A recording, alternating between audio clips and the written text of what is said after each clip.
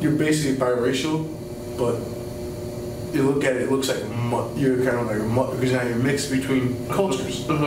So the mixed cultures now they're mixing together, which is a mutt mix. You're mixed. Yes, with... I'm Puerto Rican and black. Well, were you called a mutt before, or no? How did you come up with that?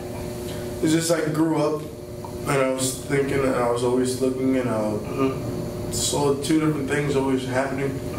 Father was darker skinned than my mother, so then I was like, oh, okay.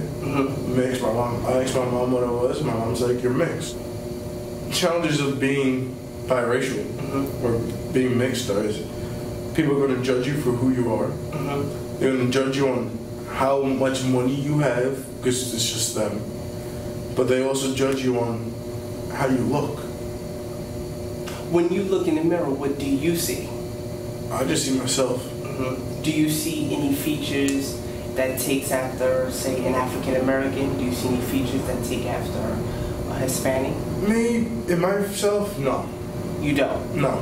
I just see myself as a person. I don't see anything else. So when you look in the mirror, you don't see a black man? You don't see... I've had people call me monkey. A monkey? Yeah, because I'm darker skinned than them. Caucasians call me monkeys. A monkey? Yeah. I've had... Do you think you look like a monkey? No.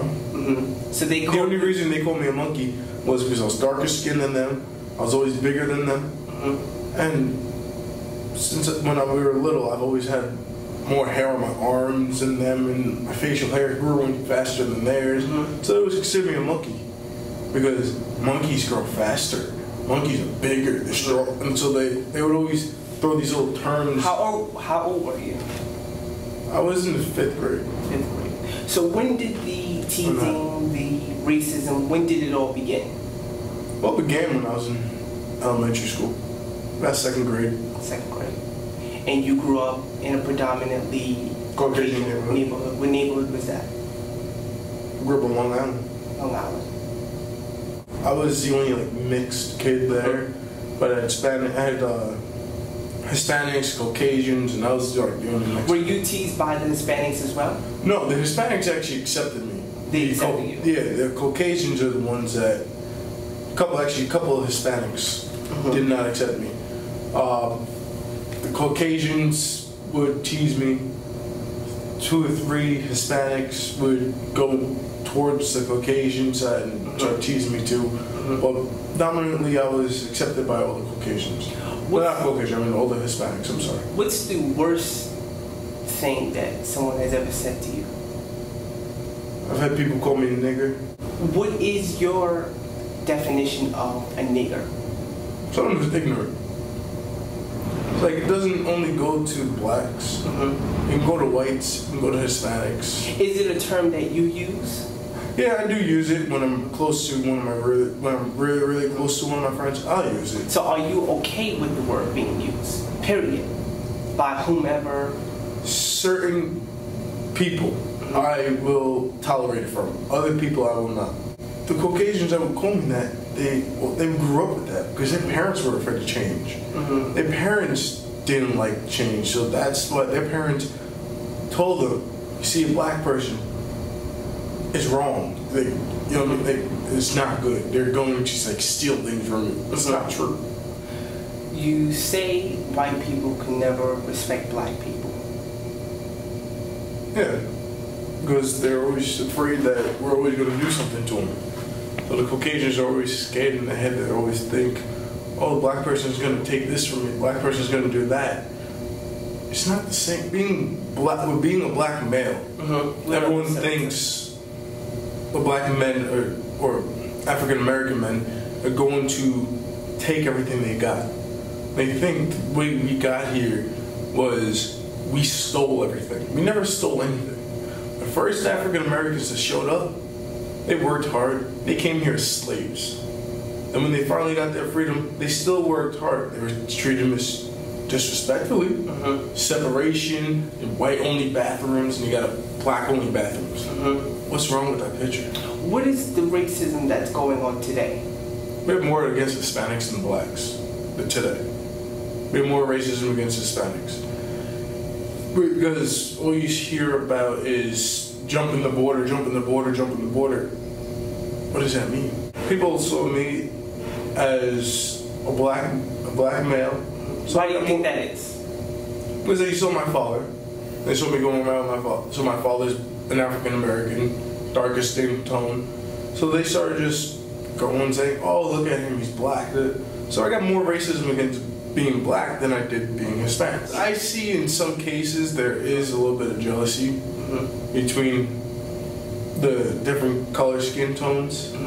You could be an African American who has a lighter skin tone, and someone who's someone who is African American who has a darker skin tone will be jealous of you because they want to be as light as you.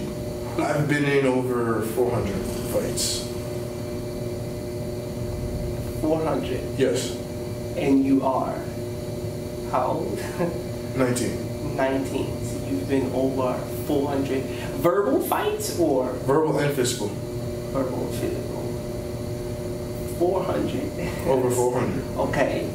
I know I'm confused. I know the world is confused. 400 fights? Yes. Yeah, I have problems with certain people in the MS-13. I've been in a fight with them where they tried jumping me, but I've handled my own weight.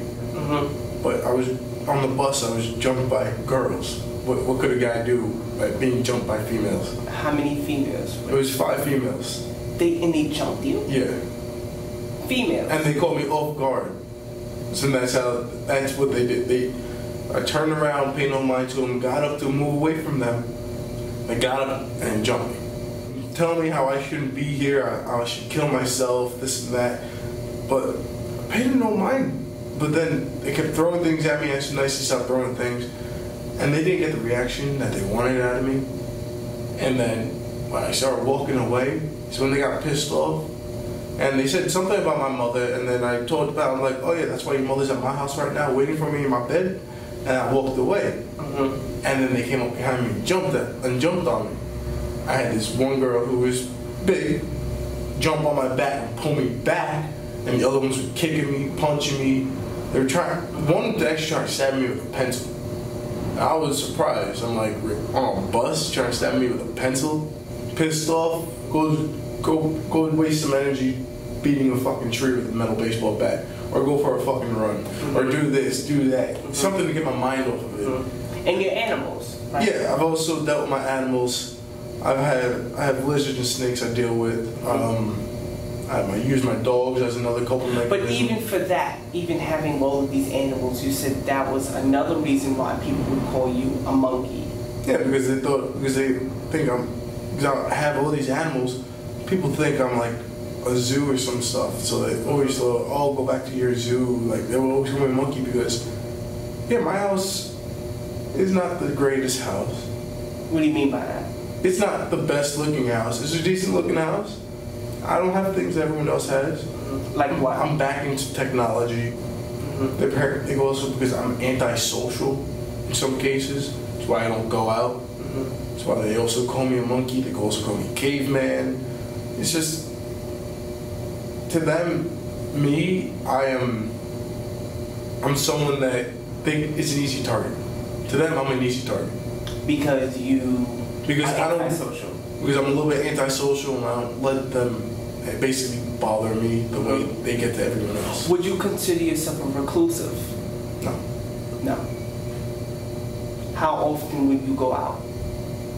I would go out when I feel like going out. So I finished whatever I needed to do, I would go out. I'll go out by myself.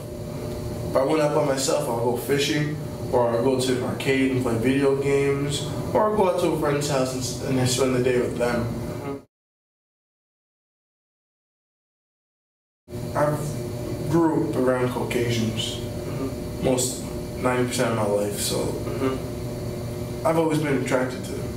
I've always seen more pretty Caucasian females than I have black females. It's just like if I see a black female whose confidence is down within themselves, I'll call them pretty just to bring their confidence up. I might not think they're pretty, but I'll just make sure that the confidence is up. So you're saying you lie, basically? I'll lie to them because a little white lie won't kill anybody. Most of the Caucasian females I talk to, they're a little hesitant to come and talk to me. Why? Because I'm a big kid. I'm a big guy. So I'm tall, I tower over people that think I'm intimidating. So they think I'll hurt other people who try to talk to them if I like them. So that's why they kind of like back them off. What's the worst thing that a female has ever said to you? I've had a female call me ugly. Ugly? They've always been told never to trust a black man. It's easier with an African American and Hispanic. Mm-hmm. It's harder with a Caucasian. Why? Because they don't show you it's easy. You have to figure it out. They run you through a puzzle. They make your mind work. Mm-hmm. So that's why I like a challenge. I like people give me challenges. Give me a challenge, I'll go and see if I can break that challenge. It's always one step over another. So that's another reason why I'm more dominant towards Caucasian females. Have all of your girlfriends been Caucasian? Yes. And what did her father say? The one that didn't accept you? No, he was racist himself. He just didn't like change. I've heard him say, "Oh, tell him to go back to the cotton field." I've had him say, I've heard it all. That's what he said? Go back to the cotton field. You don't belong here. They don't want change. If you saw what happened when Obama came into office, mm-hmm. He's a black man. What happened? Everybody started throwing riots.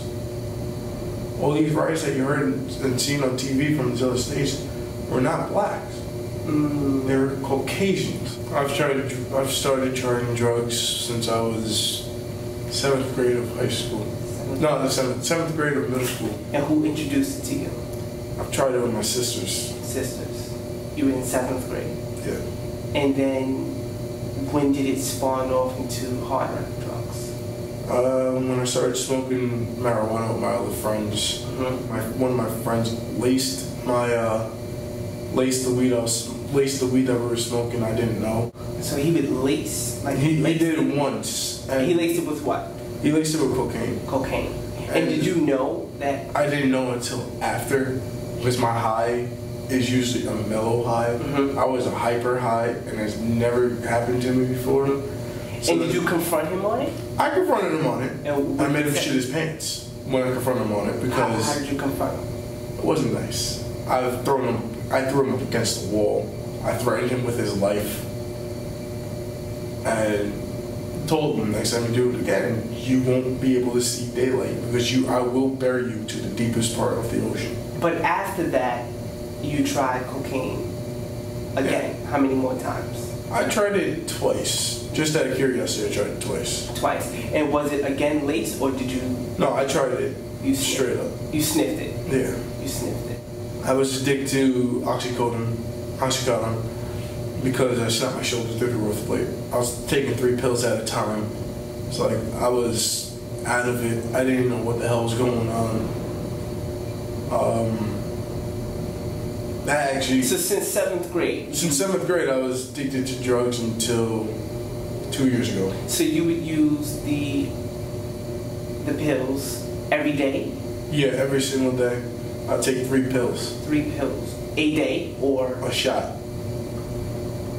1 shot. So how many in a day? How many pills would you? I'll go through consume? about 12 pills a day. I would take Aleve. I would take like all these drugs just to try to. When did you know you were an addict? When I couldn't stop. When I couldn't stop taking pills. Like when my doctor said, "Oh, you didn't need them anymore," I would try hurting my arm again. So he would prescribe me with the pills. And did you do it? Did you hurt your arm? I've hurt my arm purposely. And he was like, if they keep messing with your arm, you're gonna have to go to surgery. And I know if I went to surgery, I would have been put on more drugs, which would have just kept my addiction going on longer. Mm-hmm. Would you have wanted that? Well, at that time, yes. Yes. When is the last time you tried cocaine? I tried cocaine in 9th grade of high school. Okay. I tried it twice then. What about the marijuana? Is it still in your life, the marijuana? Marijuana I see passed every day here and there. I have friends that smoke marijuana. I have friends who are dealers. I know the dealers. I know everybody who has it. So it's recreational now? Yeah. I tried heroin twice. With your sister's? With my sister's husband. How old were you? 16. 16. You tried heroin? Yeah. Were you addicted? No. You tried it, what, how many times? I tried it twice. Twice. I tried it the same amount of times as I tried cocaine. Do you think you would ever go back? No. I would not suggest going back. I wouldn't suggest anybody going back. I wouldn't even suggest myself going back. I should stay far away from the pills as possible, stay far away from the medication as possible. Do you regret anything in your life? I regret taking drugs. You do? That's what I regret. I regret taking drugs. All of it? The marijuana, the heroin, the pills? Marijuana, not really. The laced marijuana, yeah. Heroin, yeah. Cocaine, yeah. Pills, I needed that because of my shoulder. So. But after, once the shoulder was healed? Oh yeah, I regret taking them after my shoulder was done. But I would always find some way of getting my fix. Describe yourself in one word. Unique. I never forgot the day I got jumped by the girls on the bus. Never forgot the day I got jumped in the street. Their time will come. By you or? Might not. It might be by me, and it might not be by me. Their time will come. I always make people think, might not get you today, I'll get you tomorrow. Ladies and gentlemen, I am Marcus Ward, and this is Mike. And this is the what? Okay, he doesn't even know the Marcus Ward Show. Stay tuned, everybody.